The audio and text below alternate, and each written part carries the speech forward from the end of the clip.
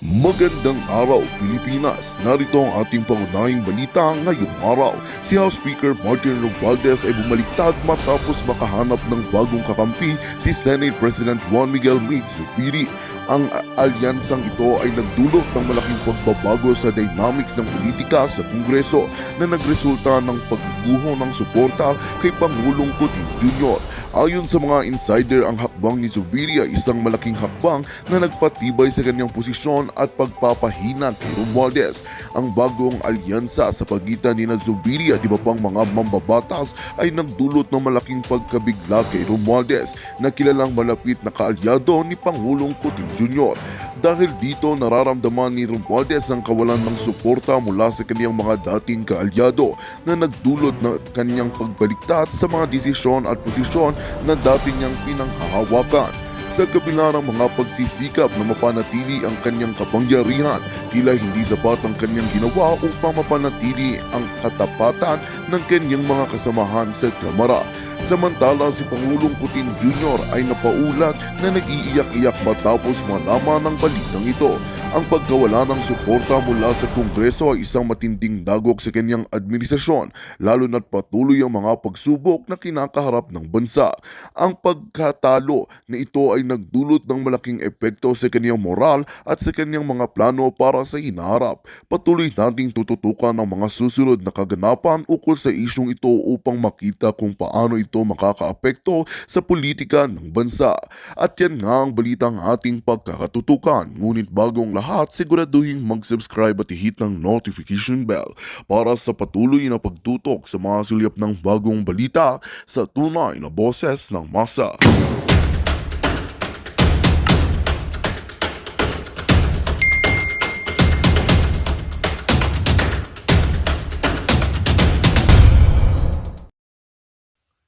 Magandang araw mga kaibigan. Ito, gusto ko kayong bigyan ng update tungkol kay Senator Mig Zubiri. Itong break ng Senado, nagbakasyon siya sa Europe. At ang isang binisita niya doon, of course with his family, nagpunta siya sa Vatican na kung saan nabigyan siya ng panahon na makipag-meeting kay Pope Francis. Pope Francis. Okay, so dito, sa pag-uusap ng dalawa, balita ngayon sa Philippine Star, Pope Francis to Zubiri, protect the family. So, yun po. Sabi ni Senator Zubiri, it is very humbling na ang Santo Papa spend so much time nakipagkita sa akin at humiling. Nako, ang Santo Papa pa ang humiling. So, to me, this is an honor for Senator Zubiri na nakausap niya mismo ang Santo Papa at ang Santo Papa ang humiling sa kanya. So ano ang hiling ng Santo Papa? Yung absolute divorce bill na ipinasana ng mga kongresista nasa kamay na po ng mga senador. So yun na nga, protect the family. Yun ang hiling ng Santo Papa kay Senator Mig Zubiri. Okay. Earlier, nasabi ni Senator Zubiri, he described himself as the equivalent of an American Republican. So, ano ang stand ng mga Republicans? They are pro-family and pro-life. So, sa Amerika, ayaw nila ng divorce. Itong mga Republican, they are pro-life, ayaw nila ng abortion. Yun ang basic principles ng Republicans.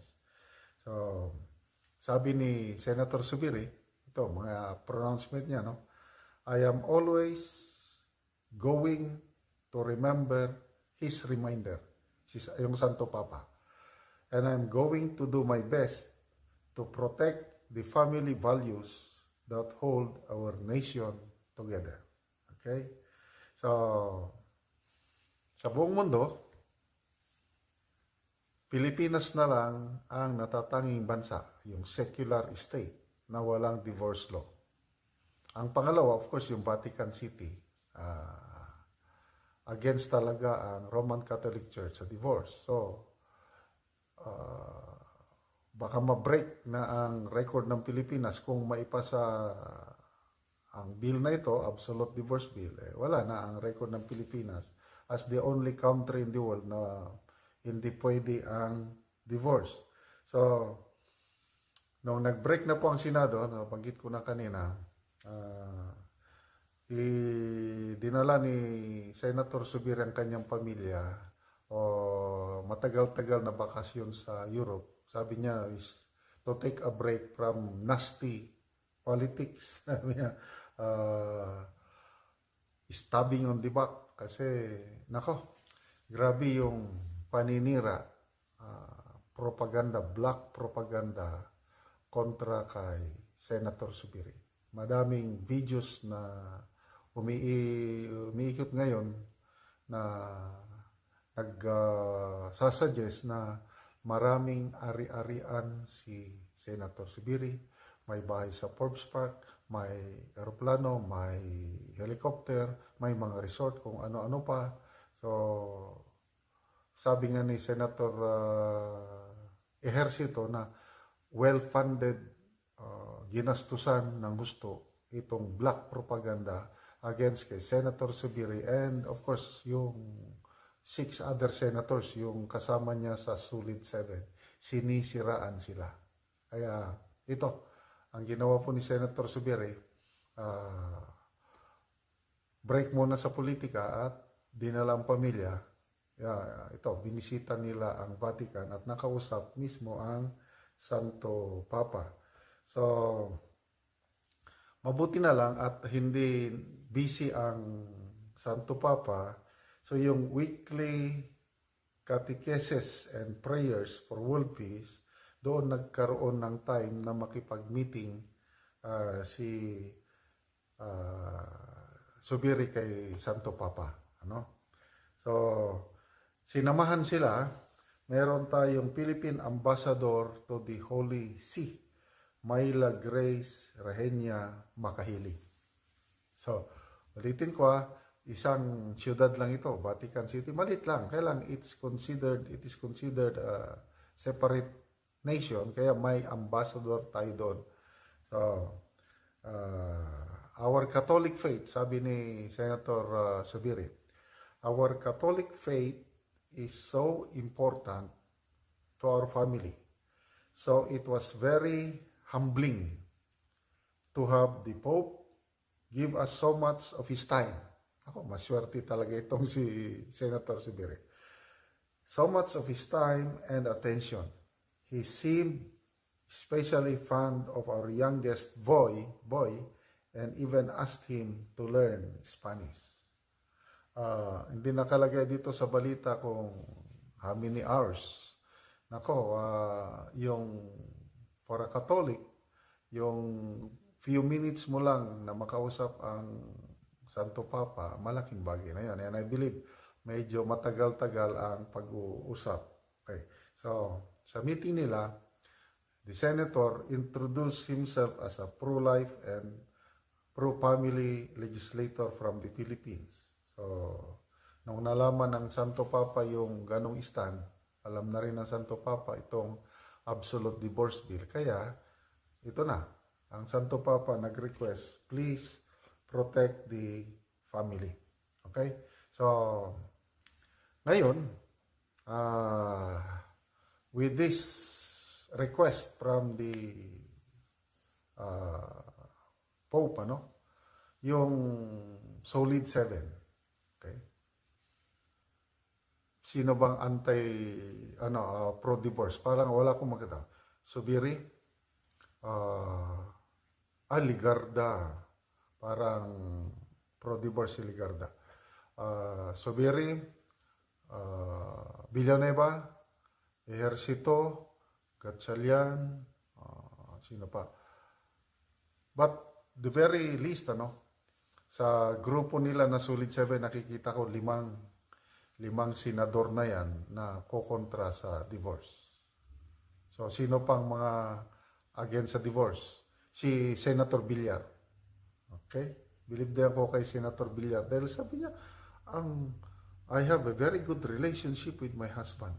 I cannot see any reason na magkaroon ng... So, depende talaga sa sa experience mo sa buhay. Yung mga lady senators na pumapabor sa divorce, makita mo medyo may problema kanilang marriage. Kailang ito namang mga senador na magandang marriage nila, ayun, anti-divorce sila. Anyway, sino pa? Senator Pimentel, I think, basta, parang itong divorce bill na ito, kasintulad ng Chacha. Hindi papasa sa Senado pagdating. Baka nga hindi pa i-deliberate yan eh. Kasi hindi depende yan. Kahit nandyan na sa Senado, pag hindi schedule for debate or hearing, wala rin. Okay. Ito, si Senator Escudero mismo, ang Senate President, ayaw niya ng divorce. Sino pa? I think si Senator Jinggoy, ayaw din. Kasi, sabi yan, tama. So, itong grupo ni Escudero, Jinggoy, plus dito kay Subiri and Villanueva, puros ayaw. Ang leadership ng Senate, ang ex-leadership, ayaw sa divorce. Kaya siguradong patay itong divorce bill na ito. The same fate, the same destiny na mangyayari sa kanilang Chacha. Kaya malaking sampal na naman ito sa mga kongresista na nagsusulong na magkaroon ng absolute divorce law dito sa Pilipinas. So, salamat, Senator Subiri. Maswerte ka at nakadaupang palad mo ang Santo Papa. At sana, pagdating ng panahon is hindi ma-break yung record ng Pilipinas na we are the only country in the world na walang divorce. Kasi dapat ang pinagsama ng Diyos, walang makakapaghiwalay. Meron naman tayong annulment. Doon na lang sa annulment. Sa mga problemadong marriage, mag-annul na lang. Kaya siguro ang gagawin ng Senado, i-revise nila yung bill at ang ipapasa yung palakasin yung sistema na kahit ang mga pobre maka-avail ng annulment na hindi nagagastos ng malaki. Kasi ang annulment ngayon para lang sa mga may pera. Ang mga walang pera, wala na. Kawawa. So, annulment, may solusyon dyan. Magandang araw mga kaibigan. Pag-usapan natin ngayon ang bagong pakulo ng administrasyong ito na binabatikos ngayon ng mga netizens. Dito sa headlines ng Philippine Star, bagong Pilipinas song required in flag ceremonies. Okay? So, parang panahon ni Marcos Sr., yung mga kaedad ko, mga senior citizens, may bagong silang, may bago ng buhay. Bukas. Anyway, I enjoyed those songs before. Kasi naramdaman ko talaga yung may pag-asa, may bagong buhay. That was panahon ni Marcos Sr. So ito ngayon, magdadalawang taon na si Marcos Jr. Meron ba talagang bagong Pilipinas? May bago ba? Ang awitin is panahon na ng pagbabago. Yon ang title ng bagong Pilipinas hymn.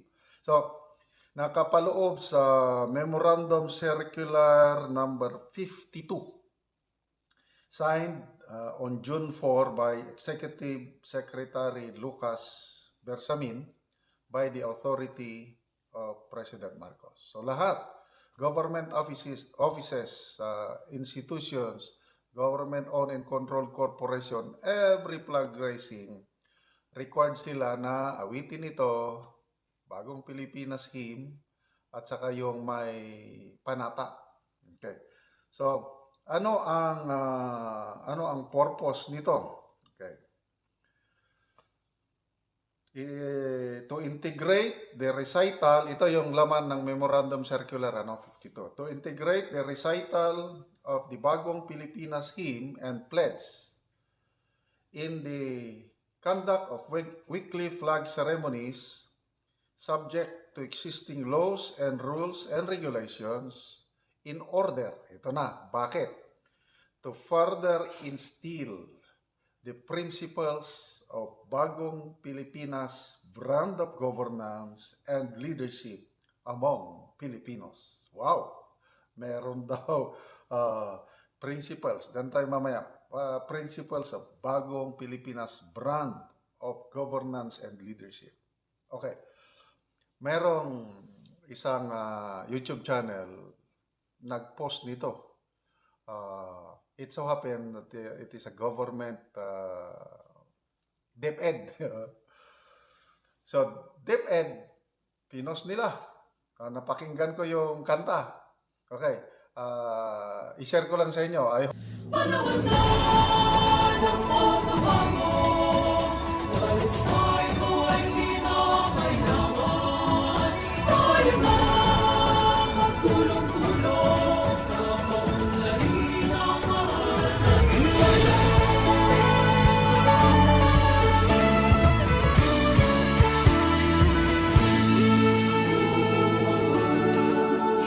Panahon na ng pagbabago, dahil sa ito ay kinakailangan. Tayo na magtulong-tulong na paunlarin ang mahal nating bayan.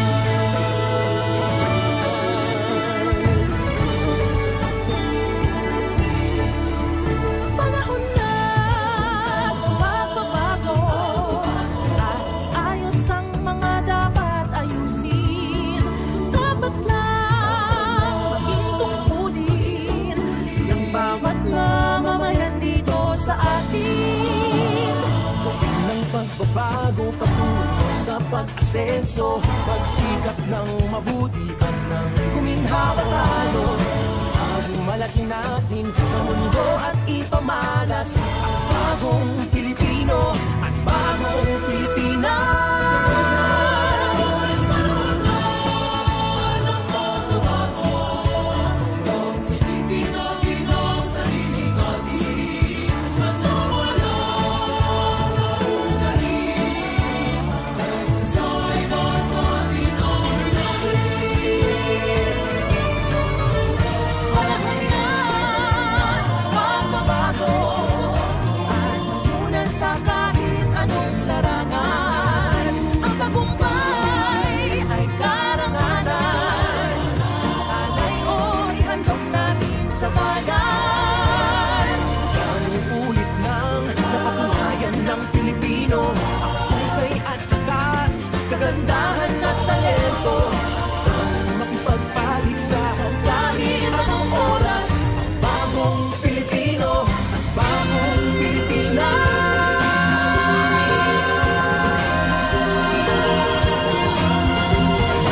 Panahon na pagbabago, Buhay natin ay gawing maaliwanag. Marami ang magandang bukas, subunga ng bagong Pilipinas.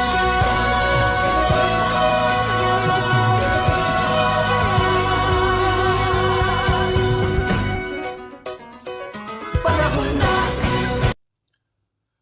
So, mga kaibigan, what can you say? Yung mga kaparehas kong senior citizens, i-compare nyo doon yung may bagong silang, may bago ng buhay, bagong sila.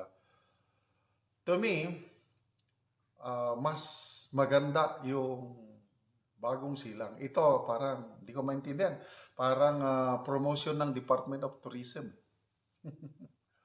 But anyway, ang purpose niyan is to inspire Filipinos to adopt pagbabago yung bagong Pilipinas brand of governance and leadership. Well, okay lang yan yung ano ka ng mga kanta ganyan to inspire leadership, governance, but tingnan muna nila ang kanilang mga sarili. Yung leadership, ano ang very basic sa leadership is set the example. Parang sa ating pamilya, tayong mga parents o grandparents, gusto natin ang ating mga anak, apo, magiging sila na citizens, yung productive, loyal, law-abiding citizens. Dapat nakikita nila sa atin mga grandparents, parents kaya, na sumusunod tayo sa batas, then in the family, may harmony, may unity. Kasi ang mga bata o ang mga sakop, kung ikaw leader, mga follower mo, tinitignan lang nila yung gawain mo. Madaling magpasunod. Basta ang leader, nakikita nila, ginagawa ng leader yung gusto niyang gawin. Okay. Itong leadership natin ngayon,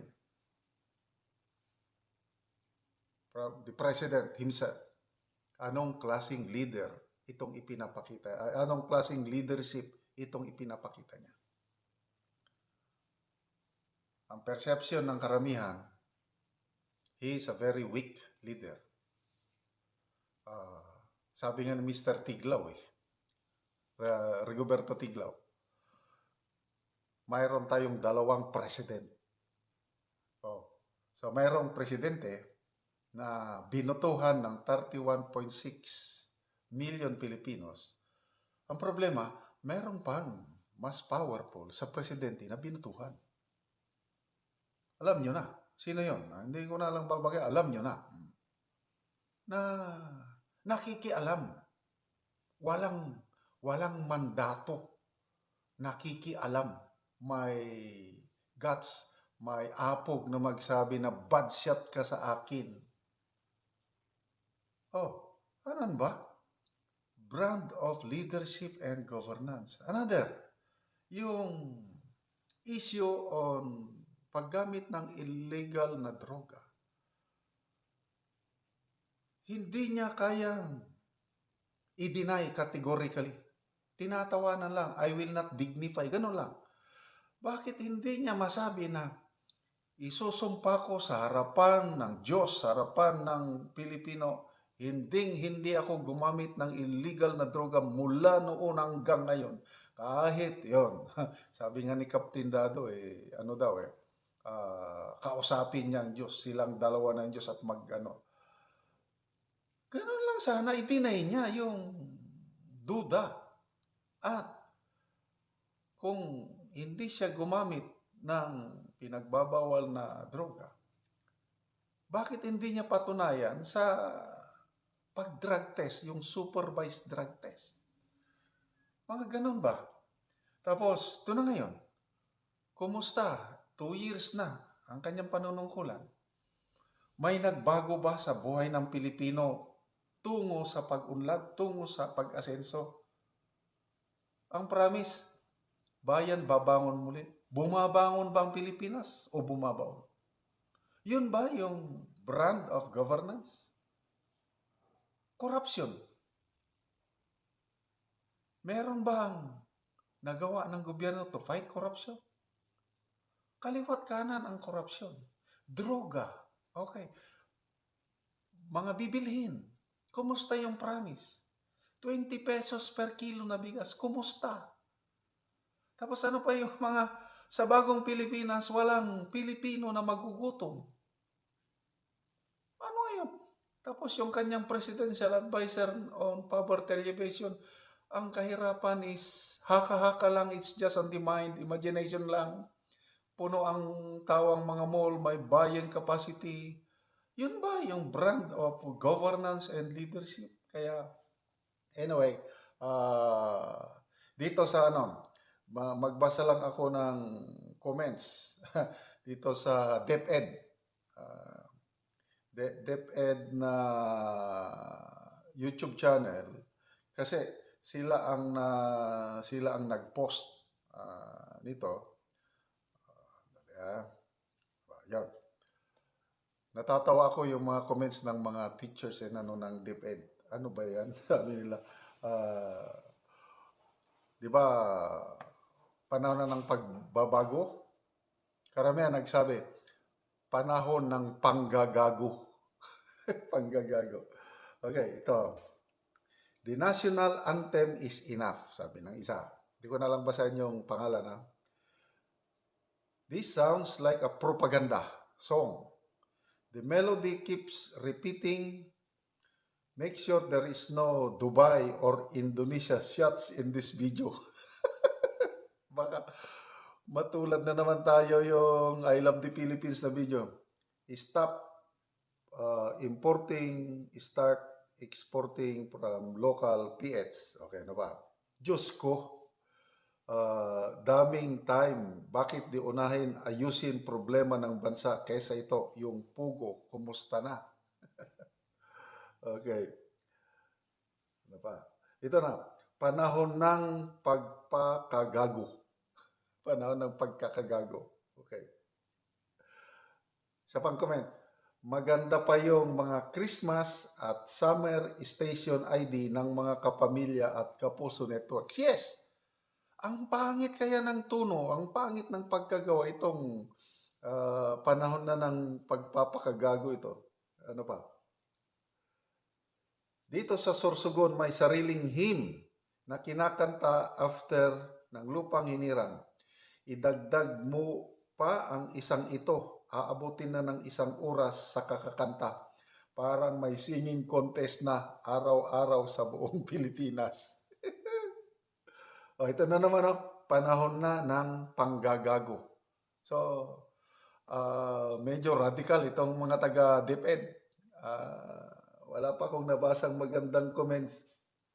Panahon na ng pagbabagong presyo ng bibilhin. Napunta sa inflation. Anyway, wala tayong magawa. Yun ang gimmick nila. Kantahin ng gustong makanta. Kaya lang,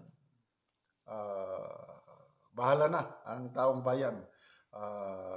Dapat kung kantahin mo yung isang kanta to inspire, yung galing sa puso. Ito, minamandate lang. Wala rin. Propaganda song lang ito ng